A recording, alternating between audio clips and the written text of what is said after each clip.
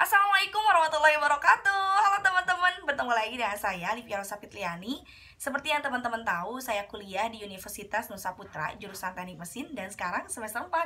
Nah, pada kesempatan kali ini, Alivia pengen sharing sama teman-teman mengenai beberapa macam mesin yang ada pada manufaktur dan juga proses-prosesnya.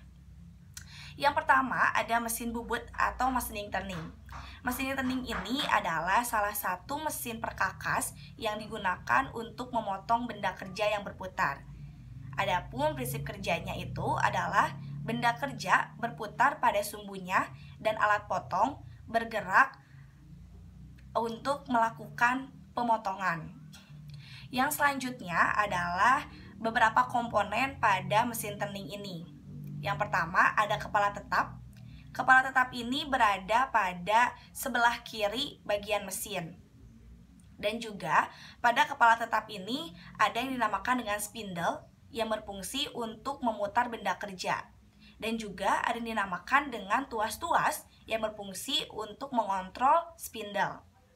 Yang selanjutnya yang kedua ada kepala lepas.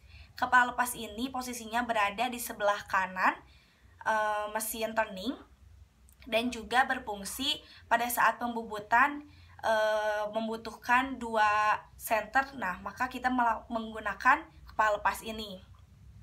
Dan dengan adanya kepala lepas ini, itu akan meminimalisir yang terjadinya tabrakan. Yang selanjutnya ada eretan. Eretan ini berfungsi untuk penghantar pahat. Yang keempat, ada yang disebut dengan meja mesin. Meja mesin ini sebagai alat pendukung kepala lepas dan juga eretan. Nah, selanjutnya pada mesin bubut ini atau mesin turning ini kita bisa membuat ulir. Nah, gimana sih caranya membuat ulir? Langkah-langkahnya, prosesnya seperti apa? Nah, yang pertama itu adalah siapkan benda kerja. Bukan benda kerja, siapkan gambar kerja. Dengan kita menyiapkan gambar kerja, kita akan bisa melakukan proses ulir ini atau proses pembubutan ini dengan sangat detail dan juga akan meminimalisir yang terjadinya kesalahan.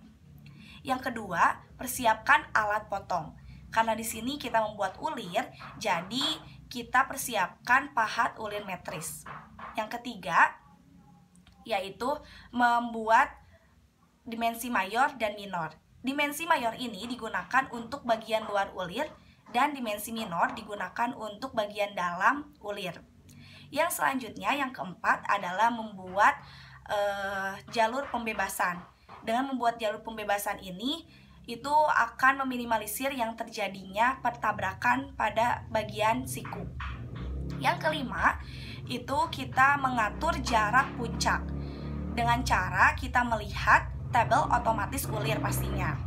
Yang keenam adalah kita mengecek kesesuaian jarak puncak tersebut.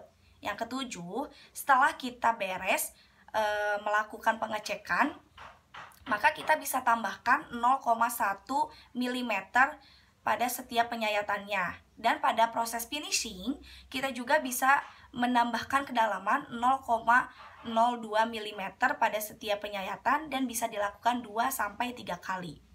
Nah, selanjutnya adalah kita bisa langsung coba pada mur. Kita bisa langsung cek hasil ulir tersebut pada mur. Yang selanjutnya, yang kedua ada mesin milling. Nah, mesin milling ini adalah salah satu mesin perkakas yang menghasilkan bidang datar di mana benda kerja itu tetap diam dan pisau ini berputar pada tempat yang sudah ditetapkan dan benda kerja ini bergerak melakukan langkah pemakanan. Nah, selanjutnya berdasarkan pengoperasian itu terbagi pada 3 bagian. Yang pertama itu ada mesin milling manual. Sesuai pengoperasiannya, mesin milling manual, ada mesin milling semi otomatis, ada mesin milling otomatis. Dan berdasarkan posisi spindle juga terbagi pada 3 bagian. Yang pertama ada mesin milling vertikal, mesin milling horizontal, dan mesin milling universal.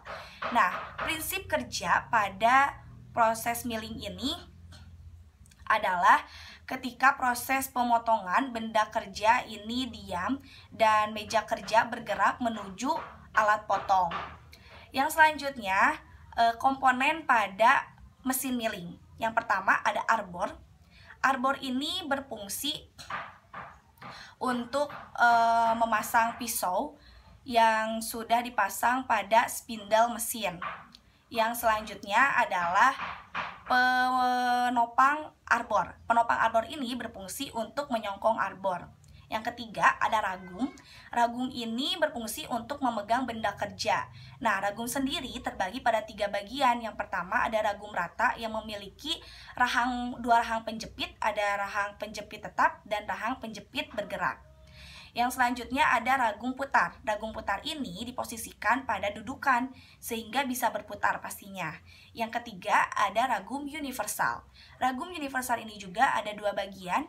Yang pertama ada sumbu bagian arah mendatar dan sumbu putaran pada bagian arah tegak. Nah, yang keempat ada kepala lepas. Kepala lepas ini berfungsi untuk namanya itu menahan benda kerja. Yang selanjutnya ada kepala pembagi. Yang kelima, kepala pembagi ini berfungsi untuk membagi sudut pada benda kerja. Yang selanjutnya ada kolet. Kolet ini adalah alat potong yang bertangkai. Yang ketujuh ada pisau milling. Pisau milling ini berfungsi untuk menyayat benda kerja. Dan pada pisau milling juga ada beberapa bagian. Ada beberapa pisau milling gitu maksudnya. Ada side milling cutter, ada end milling cutter, face milling cutter. Itu digunakan sesuai yang kita butuhkan.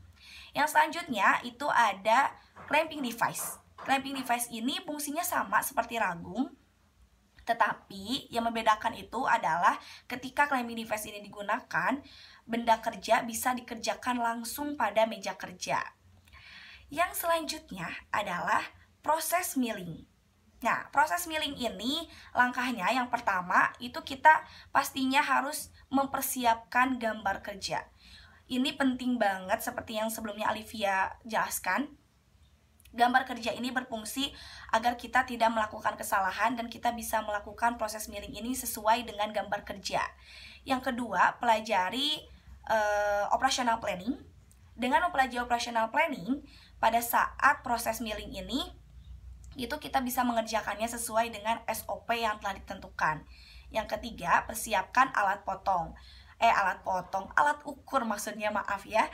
Persiapkan alat ukur seperti jangka sorong dan ini tuh berfungsi pada saat proses milling ini agar tetap presisi. Yang selanjutnya, yang keempat, itu tentukan kita mau menggunakan mesin apa, pisau apa, ataukah kita menggunakan mesin horizontal, mesin vertikal, ataupun universal. Itu disesuaikan dengan kebutuhan kita. Begitupun dengan pisau. Itu kita mau menggunakan pisau milling cutter jadinya. Pisau side milling cutter atau end milling cutter ataupun face milling cutter itu disesuaikan dengan apa yang kita butuhkan. Yang selanjutnya, itu yang kelima, tentukan alat bantu. Seperti kita butuh alat bantu itu kayak untuk operator kita membutuhkan alat keselamatan kan, agar tetap selamat gitu, agar bisa melindungi kita pada saat proses milling tersebut. Yang selanjutnya, yang keenam, itu adalah menyetel ragum pada benda kerja. Yang harus dilakukan yang pertama adalah kita harus pastikan ragum tersebut dalam keadaan baik-baik saja. Yang kedua, pastikan juga ragum tersebut diposisikan di pertengahan meja mesin. Yang selanjutnya, kita harus memasang baut pengikat pada ragum dan juga pada meja. Nah, selanjutnya kita kencangkan baut pengikat pada ragum agar ragum ini tidak berubah. Yang ketujuh adalah menyetel ragum pada meja mesin. Yang harus kita lakukan yang pertama adalah letakkan dial indikator pada badan mesin. Lalu kita pasang paralel pada mulut ragum dan sensor dial indikator menggunakan sisi paralel. Selanjutnya, gerakan meja mesin jika jarum pada dial indikator ini bergerak lalu pukul secara perlahan. Yang selanjutnya, gerakan meja mesin jika jarum pada dial indikator ini menunjukkan angka yang sama. Maka kita harus gerakan meja mesin secara berulang kali dan juga keraskan pengikat pada ragum tersebut. Yang selanjutnya, memasang benda kerja. Yang kedelapan, memasang benda kerja yang harus kita lakukan itu yang pertama adalah pasang penyangga di bawah benda kerja. Lalu pasang benda kerja pada mulut ragum. Setelah itu batasi dengan karton. Selanjutnya keraskan ragum sambil kita pukul benda kerja secara perlahan sehingga benda kerja ini tepat berada di atas penyangga. Yang selanjutnya memasang pisau. Memasang pisau miling ini yang pertama harus kita lakukan adalah pasang arbor pada spindle, lalu pasang pisau press pada arbor sesuai dengan pasak arbor. Selanjutnya pasang baut pengunci, lalu keraskan agar tetap kuat. Yang 10, kita harus menyeting. Yang harus kita lakukan yang pertama menyeting itu kita letakkan kertas di atas benda kerja. Lalu kita setting spindle dan juga benda kerja pada skala 0. Yang selanjutnya pelaksanaan pengepresan. Pada pelaksanaan pengepresan ini yang harus kita lakukan adalah tekan tombol utama pada mesin press. Lalu kita atur kecepatannya sesuai dengan jenis pisau apa dan bahan apa yang kita gunakan. Lalu yang selanjutnya jalankan mesin dan gerakan meja untuk memulai penyayatan. Selanjutnya adalah ukur hasil penyayatan sesuai yang kita inginkan. Nah, seperti itu. Selesai seperti itu proses pembuatan milling. Proses milling maksudnya. Nah, mungkin cukup sekian dari saya, Livia Rosa Fitliani. Semoga bermanfaat. Maaf banget kalau ada beberapa kesalahan yang aku lakukan. Dan semoga kita bisa sharing kembali ya teman-teman ke depannya. Livia Rosa Fitliani dulu pamit. Wassalamualaikum warahmatullahi wabarakatuh.